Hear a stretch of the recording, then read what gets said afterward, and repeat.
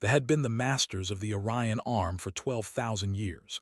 They were creatures of nightmare, born on a world where the sun never truly rose and the darkness was eternal.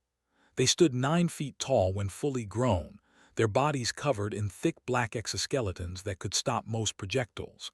Their eyes were compound like those of insects, but far more advanced. They could see in complete darkness. They could detect heat signatures from kilometers away. They could track the smallest movement across vast distances. But it was not their physical gifts that made them the terror of the galaxy. It was their culture, their religion, their very reason for existence. They were hunters. Not hunters in the way that most species understood the word. They did not hunt for food or resources or territory. They hunted because it was sacred to them. It was how they proved their worth. It was how they honored their ancestors. It was the only thing that gave their lives meaning. Every century, the council would gather in the ancient hunting lodge on the frozen moon of.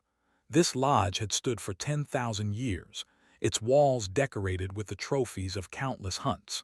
Skulls and bones and preserved specimens from 100 different worlds lined the great hall. Each trophy told a story. Each one represented a species that had been deemed worthy of the hunt. They did not conquer. They did not enslave. They did not destroy civilizations or strip worlds of their resources. They simply arrived, hunted the most dangerous prey they could find, and left. It was sport to them. Art. The highest expression of their civilization. On this particular gathering, the council had assembled to choose their next prey. The scouts had been searching for decades, cataloging species across the galaxy, evaluating their potential as hunting targets. Now, High Stalker stood before the assembled elders to present his findings. Was old by standards, nearly 300 years. His exoskeleton had darkened to a deep purple-black with age, and his movements were slower than they had once been. But his mind was still sharp, and his reputation as a hunter was legendary. He had led more successful hunts than any living.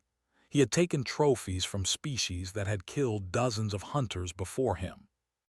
Now he activated the holographic display at the center of the great hall, and the image of a strange creature appeared in the air before the council.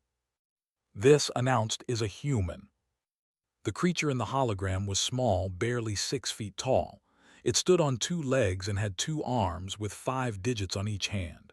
Its skin was soft and pink, completely unprotected by any natural armor. It had small, forward-facing eyes and a flat face with a protruding nose.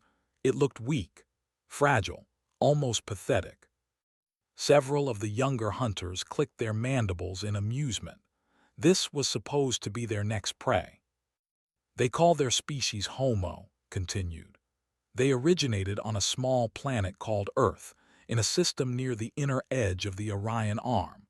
They have been spacefaring for approximately 300 of their years. They have colonized 47 worlds so far, with a total population of roughly 18 billion individuals.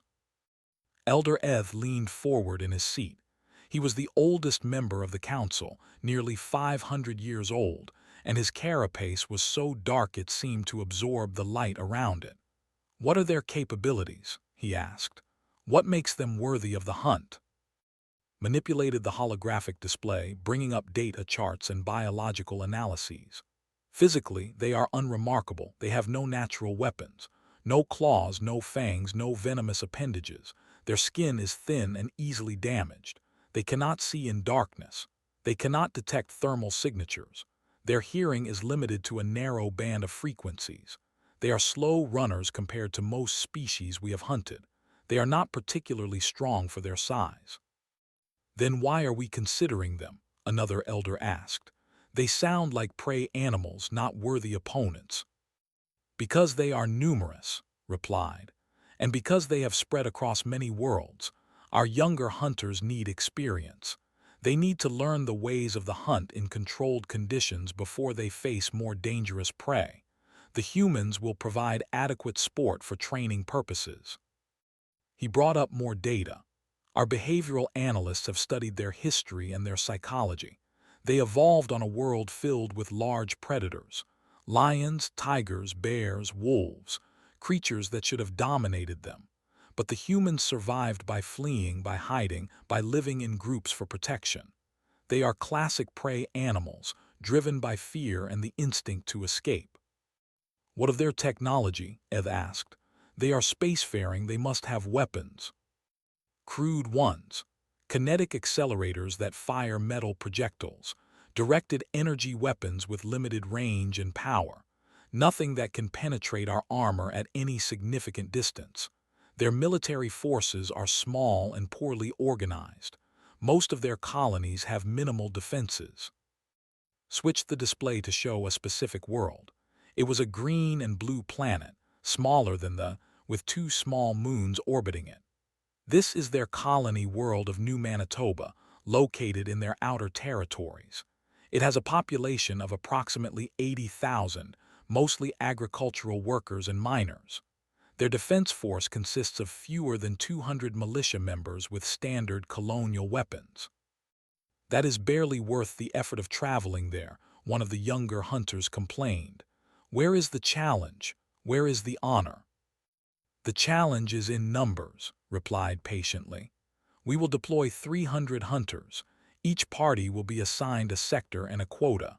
The goal is to take as many trophies as possible before the local star rises. It will be a competition. The party with the most kills will receive the highest honors. This seemed to satisfy the younger hunters. Competition was something they understood, something that excited them. Eth stroked his mandibles thoughtfully. What is your assessment of the risk? Minimal, Category 2 at most. We may lose a few hunters to lucky shots or accidents, but the overall operation should proceed smoothly. I estimate we will take between 5,000 and 8,000 trophies over the course of a standard hunting cycle. The council deliberated for several hours, as was their tradition. They discussed the logistics, the timing, the rules of engagement. They debated which hunting parties should be assigned to which sectors and how the trophies should be divided. In the end, the vote was unanimous. The hunt was approved. 3 weeks later, 300 vessels dropped out of faster-than-light travel at the edge of the New Manitoba system. They were sleek, black ships, designed for stealth and speed rather than heavy combat. Each one carried a hunting party of 5, along with their weapons, their equipment, and the stasis pods that would preserve their trophies for the journey home. High Stalker commanded the expedition from his flagship, the Shadow. He watched the planet growing larger on his as the fleet approached, and he felt the familiar excitement building in his chest. This would be his 47th hunt. He had long since lost count of how many trophies he had taken, but the thrill never faded. The hunt was life. The hunt was everything. All vessels report ready, his second-in-command announced. The humans have not detected our approach. Their sensor systems are primitive. They have no idea we are here. Good, begin deployment at midnight local time. I want all parties on the ground within 1 hour. The hunt begins at 100.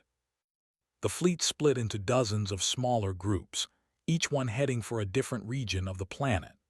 They descended through the atmosphere in perfect silence, their ships equipped with stealth technology that rendered them invisible to the crude human sensors. They landed in forests and fields, in mountains and valleys, spreading across the largest continent like a dark tide. Himself landed with his personal hunting party near a small settlement called Pine Ridge. It was a farming community of perhaps 2,000 humans, located in a region of rolling hills and dense forests, the perfect hunting ground. As he stepped out of his ship and breathed the alien air, felt a deep sense of satisfaction. The humans had no idea what was coming. They were sleeping in their beds, dreaming their small dreams, completely unaware that death had arrived on their world. Remember the rules, he told his hunters. Clean kills only, no excessive damage to the specimens. We want intact trophies, not mangled corpses, and no killing juveniles unless absolutely necessary. There is no honor in hunting children. His hunters clicked their acknowledgement and spread out into the darkness. The hunt had begun. In the settlement of Pine Ridge, the humans slept peacefully. They had no reason to expect danger. This was a quiet world, far from the conflicts that occasionally erupted in human space. The worst things they usually had to worry about were equipment failures or bad weather. Daniel Cooper was one of the few people still awake at that hour. He was 47 years old, a farmer who had inherited his land from his father, who had inherited it from his father before him. The Cooper family had been among the first settlers on New Manitoba, and Daniel had spent his entire life on this world. He was in his barn, checking on a cow that was about to give birth. The animal had been restless all evening, and Daniel wanted to make sure everything went smoothly. He had delivered hundreds of calves over the years, but he never took the process for granted. Every new life was precious on a colony world where livestock was still relatively scarce. The cow lowed softly as Daniel checked her over. "Easy, girl," he murmured. "Not long now, you're doing fine." He was reaching for a clean towel when the lights went out. Not just in the barn, everywhere. Through the open door, Daniel could see that the entire settlement had gone dark. Every house, every streetlight, every illuminated window, all of it gone in an instant. Power outages happened occasionally, but something about this felt different. The backup generators should have kicked in within seconds, but they didn't.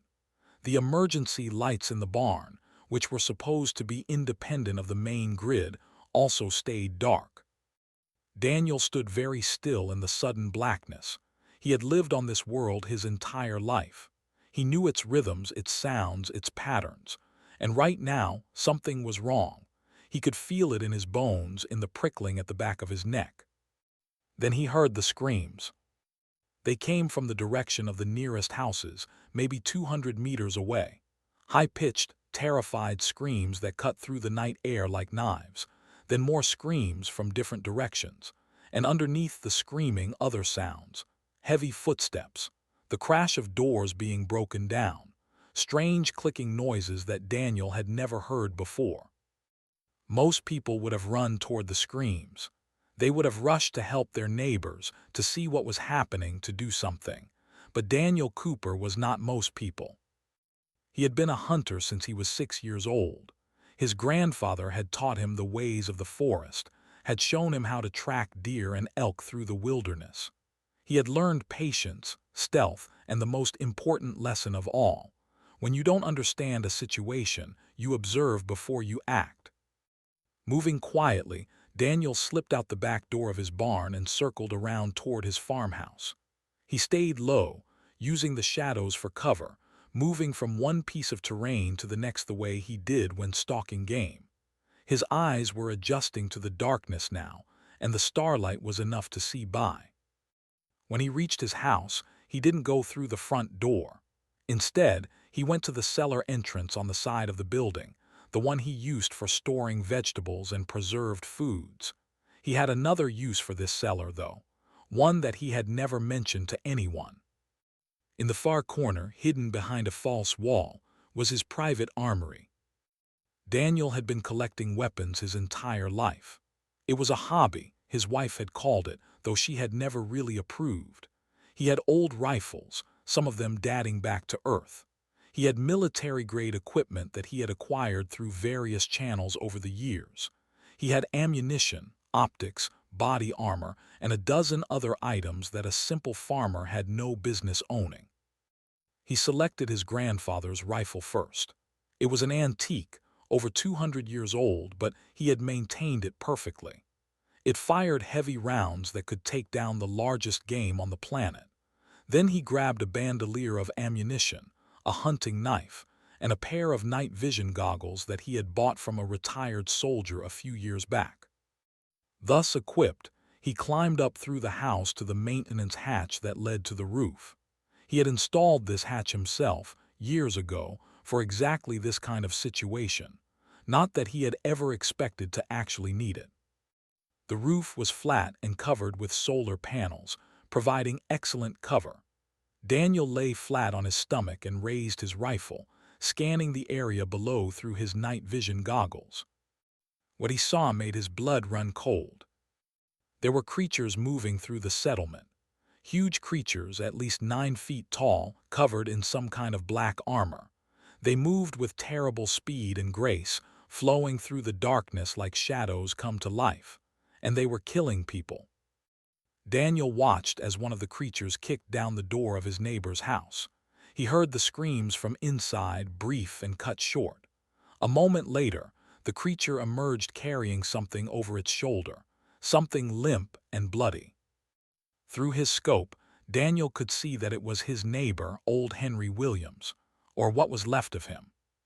The creature tossed the body into a pile with several others and clicked something to its companions. Then they moved on to the next house. Daniel's first instinct was to start shooting. These things were murdering his neighbors, his friends, people he had known his entire life. Every fiber of his being screamed at him to fight back, to make them pay for what they were doing. But he held his fire. There were at least 5 of the creatures that he could see, probably more that he couldn't. He had no idea what they were, where they came from, or what they were capable of. If he started shooting now, he might kill 1 or 2, but the others would find him. And then he would end up on that pile with Henry Williams.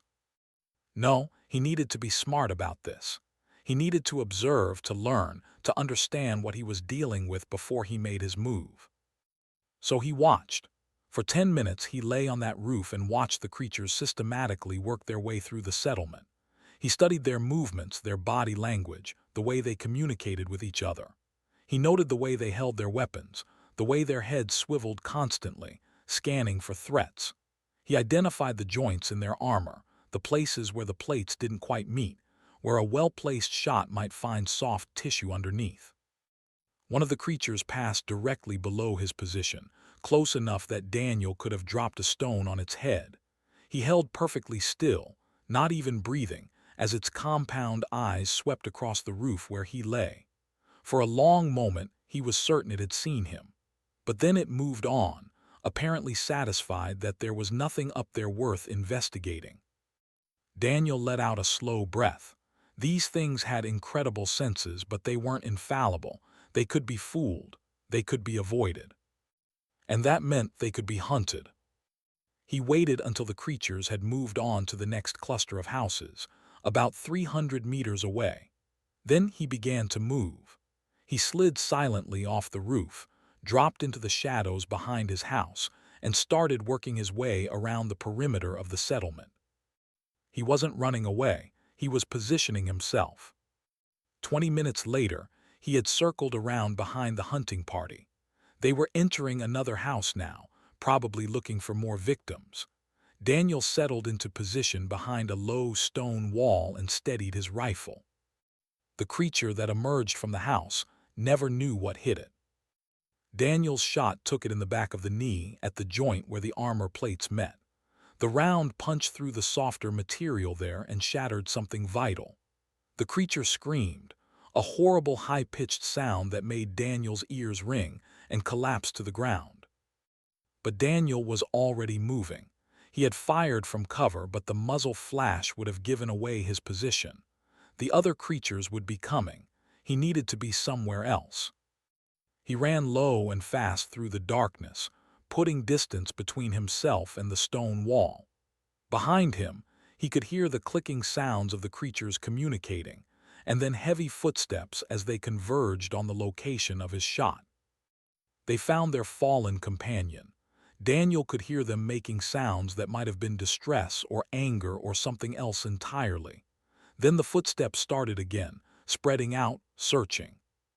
They were hunting him now. Good. Daniel smiled grimly in the darkness. They thought they were the hunters here. They thought they were the apex predators on this world, but they had made a terrible mistake. They had come to hunt humans. And humans had been hunting for a very, very long time. Far from Pine Ridge, similar scenes were playing out across the continent. The hunting parties had spread out to cover maximum ground, each one assigned to a different sector. They had expected easy prey. They had expected to fill their trophy quota without difficulty. They had expected wrong. In the northern mountains, a hunting party encountered a group of miners who had been working the night shift in a deep excavation. When the power went out, the miners didn't panic. They grabbed their equipment, their tools, their emergency supplies, and retreated deeper into the mine. They followed them. It was a mistake. The miners knew these tunnels like they knew their own homes. They had carved them out of the rock with their own hands, mapped every twist and turn, every dead end and hidden chamber. They led the hunting party deeper and deeper into the mountain, always staying just ahead, always just out of reach. Then they collapsed the tunnel behind them. 5 hunters, buried alive under 1,000,000 tons of rock. They had superior technology, superior physical abilities, superior weapons. None of it mattered when the mountain itself became a weapon. In the southern forests, a wildlife biologist named Maria was camping in a remote area, conducting a survey of the native fauna. She heard the first screams on her radio, the panicked calls for help from settlements across the region. Then the radio went dead. Maria didn't try to flee. She didn't try to hide. Instead, she climbed to the top of a tall tree and waited. When the hunting party passed beneath her, she followed them. She had spent 10 years studying the predators of this world. She knew how to move through the forest without making a sound. She knew how to mask her scent, how to blend into the shadows, how to become invisible even to creatures with far better senses than her own. She followed the hunting party for 6 hours, learning their patterns, their behaviors, their weaknesses. She watched how they tracked their prey, how they communicated, how they reacted to different stimuli. She built a mental model of their hunting strategies, their blind spots, their vulnerabilities. Then when she was ready, she began to kill them. She had only a crossbow, a weapon she had built herself for hunting the large herbivores of the southern plains, but she knew exactly where to place her shots. The first bolt took one of the creatures in the eye, piercing through to the brain. The second caught another in the throat, in the soft tissue below the mandibles. The remaining 3 scattered, confused and frightened. They had never been hunted before. They didn't know how to react, how to defend themselves, how to think like prey instead of predators. Maria picked them off one by one over the next 3 hours. In a small town near the equator, the local emergency response team had managed to organize a defense. They were mostly volunteers, farmers and shopkeepers and teachers who had trained for natural disasters, not alien invasions. But they had one advantage they hadn't anticipated. They had been drilling for emergencies for years. When the power went out, they didn't panic. They followed their protocols. They gathered at the designated rally points. They retrieved their emergency equipment from the secure storage facilities. They established communication using old radio technology that didn't rely on the power grid. And then they started fighting back. They didn't try to face the head-on. They knew they would lose that fight. Instead, they used the tactics their ancestors had developed over thousands of years of warfare. Ambushes, traps, hit-and-run attacks, guerrilla tactics that had frustrated larger, better-equipped enemies throughout human history. The hunting party assigned to that sector lost 8 of their number in the first 2 hours. The remaining hunters called for reinforcements, but by the time help arrived, the humans had melted away into the countryside, ready to strike again somewhere else. High Stalker received the first casualty reports just before dawn. He was on his command ship, reviewing the data from the various hunting parties, when his communications officer approached with a disturbing update. High Stalker, we have lost contact with 17 hunting parties. His mandibles clicked in surprise. Lost contact, explain. Their transponders have gone dark. We cannot reach them on any frequency. It is possible they are experiencing equipment failures, but what? But the pattern does not match equipment failure. The signals cut out suddenly, without warning, and they are spread across the entire continent in areas with different environmental conditions. Felt the first stirrings of unease. 17 parties out of contact. That was 85 hunters, more than a quarter of his deployed forces. Equipment failures did happen, but not like this. Not all at once, spread across such a wide area.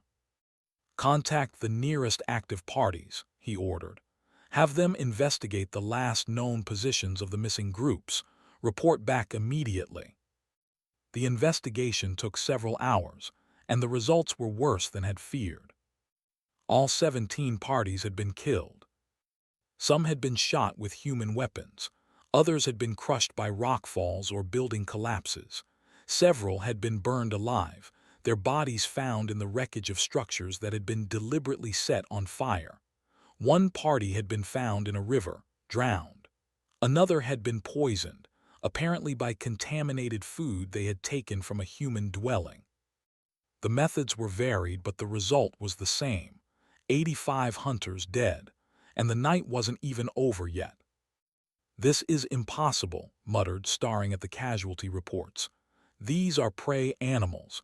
They should be fleeing in terror, not fighting back." "Perhaps our initial assessment was incorrect," his second-in-command suggested carefully. "Perhaps the humans are more dangerous than we believed." Turned to glare at him, but the words died in his throat, because he was beginning to suspect the same thing. He brought up the detailed files on humanity again, looking for something he might have missed. The biological data was the same as before: soft bodies, weak muscles, limited senses, no natural weapons. Everything pointed to a classic prey species. But there was something else in the data, something he had dismissed as irrelevant before. The humans' history. They had evolved on a world filled with predators. Not just small predators, but massive carnivores.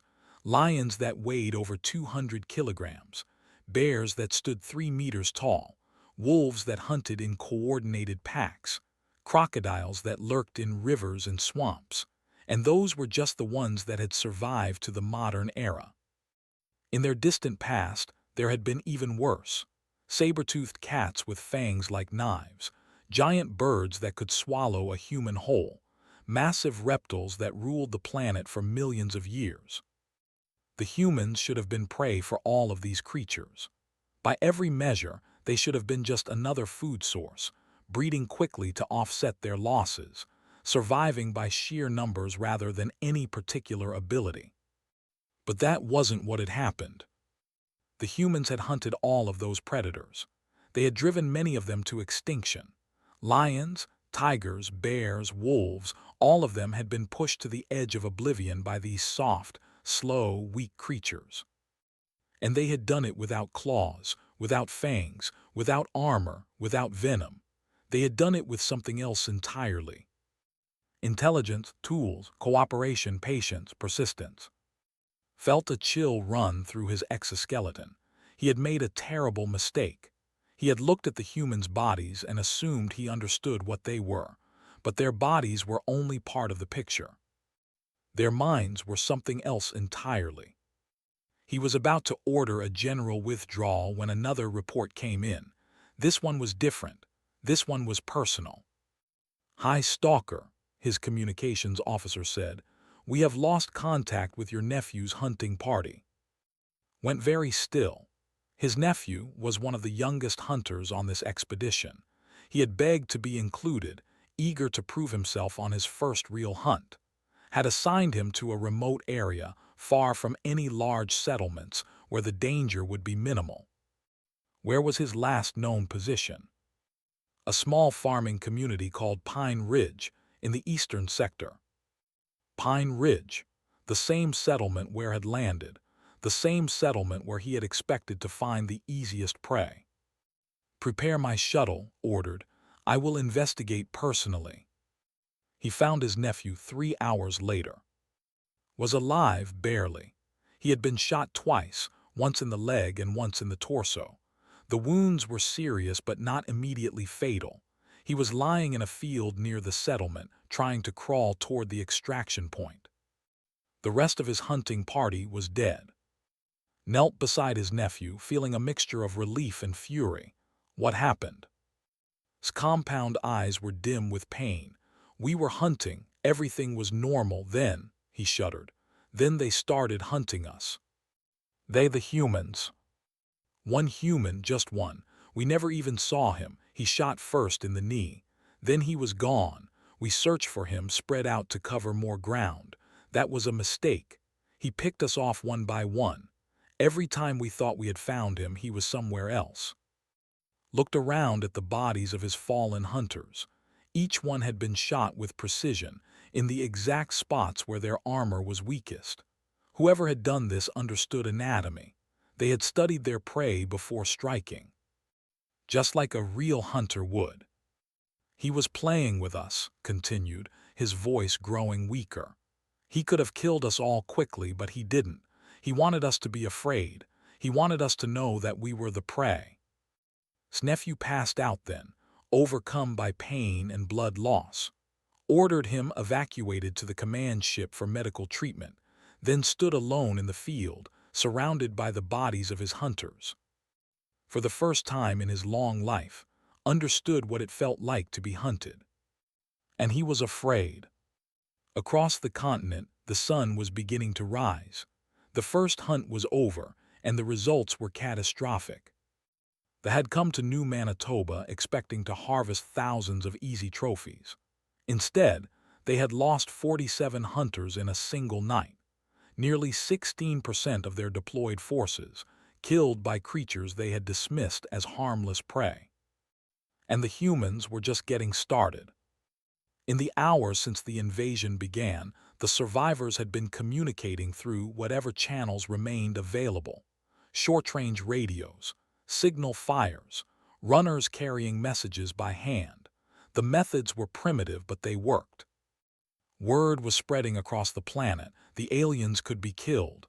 They could be outsmarted. They could be hunted.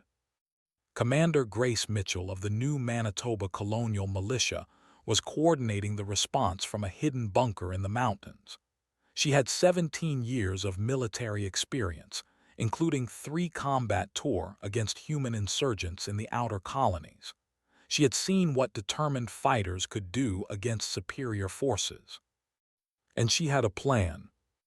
"We are not going to fight them head-on," she told her officers via encrypted radio.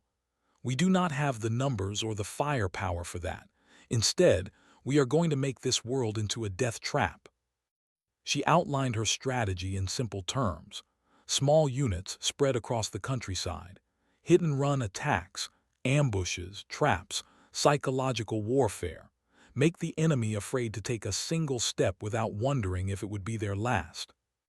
"They came here to hunt us," Grace said. "They thought we would be easy prey. We are going to show them that they made the worst mistake of their lives. We are going to show them what humanity does to predators." Her officers spread the word. Within hours, the entire surviving population of New Manitoba had begun to organize for resistance. Farmers retrieved weapons they had kept hidden for emergencies. Miners prepared explosives and barricades. Teachers organized evacuation routes for children and the elderly. Doctors set up field hospitals in hidden locations. Everyone had a role to play. And in the forests and fields and mountains of New Manitoba, the humans began to hunt. Daniel Cooper had spent the night killing. After his first shot at Pine Ridge, he had retreated into the wilderness he knew better than anyone alive. The had followed him, of course. They were predators, and their instinct was to pursue. That instinct got 3 more of them killed. Daniel knew every rock, every tree, every stream in this region. He had been hunting here since he was a child. He knew where the ground was soft and where it was firm. He knew where the lines of sight were clear and where they were blocked. He knew where to hide and where to run and where to stand and fight. They knew none of these things. He led them through the darkest parts of the forest, where even their superior night vision was limited by the dense canopy. He led them across streams that masked his scent and his heat signature. He led them into areas where the terrain forced them to spread out, separating from each other. And then he killed them. The second he shot from a tree, from a position they never thought to check. The third he caught in a pit trap he had dug years ago for large predators, then finished off with a shot to the head while it struggled to climb out. The fourth he ambushed in a narrow ravine, waiting until it passed directly beneath him before dropping onto its back and driving his knife through the soft tissue at the base of its skull. Each kill taught him more about his enemy. Their armor was strong, but it had gaps. Their senses were keen, but they could be fooled. They were physically superior to him in almost every way, but they thought like predators, not prey. And that was their weakness. A predator expected its prey to flee, to hide, to be afraid. A predator did not expect its prey to circle around behind it, to stalk it through the darkness, to study its movements and identify its weaknesses, to become the hunter instead of the hunted. They had never encountered prey that fought back like this. They had never encountered humans. By dawn, Daniel had killed 7 of them. He was tired, wounded in several places where he had gotten careless and running low on ammunition. But he was alive, and his enemies were not. He found a hidden cave he knew from his hunting expeditions and settled in to rest. He would need his strength for what came next, because he knew this was only the beginning. The aliens would return. They would come back with more hunters, more weapons, more determination. They would want revenge for their fallen. They would want to prove that they were still the apex predators they believed themselves to be. And Daniel would be waiting for them. As he drifted off to sleep, his rifle clutched to his chest, Daniel Cooper thought about his grandfather. The old man had been a hunter his whole life, and he had passed that knowledge down to his son, and his son had passed it down to Daniel. His grandfather had once told him something that Daniel had never forgotten. The most dangerous predator, the old man had said, is one that knows how to wait. The lion charges, the wolf chases, but the human waits, the human watches, the human learns, and when the time is right, the human strikes. That is why we rule this world, not because we are the strongest, not because we are the fastest, but because we are the most patient, because we never give up, because we never stop hunting. They had come to New Manitoba expecting to hunt prey. They had found predators instead. And now the real hunt was about to begin.